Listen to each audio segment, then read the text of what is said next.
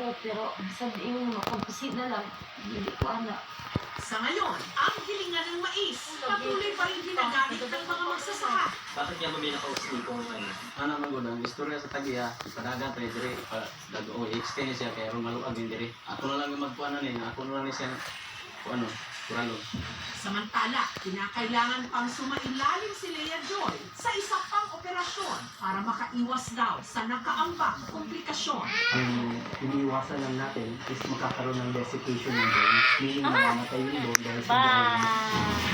Upon inspection sa bone, nakita kasi natin na yung last layer ng perineum is parang nagdadry na siya. Yung next option natin is to do a pre-flap. So kukuha tayo ng muscle sa likod, ihahalgas natin at yun yung nilalagay natin sa likod. Pero hindi alam ng kanyang mga magulang kung saang kamay ng Diyos daw sila kukuha ng panggasto.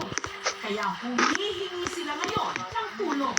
Mahalo lang ko sa mga katawan nga, pinsay gusto mo tabang niya Joy, katabang lang ko kay saon kami, gusto mo po kayo nga, kanang sa amo alam kay sa budi-budi ka, makaya ang paggasto sa iyahat.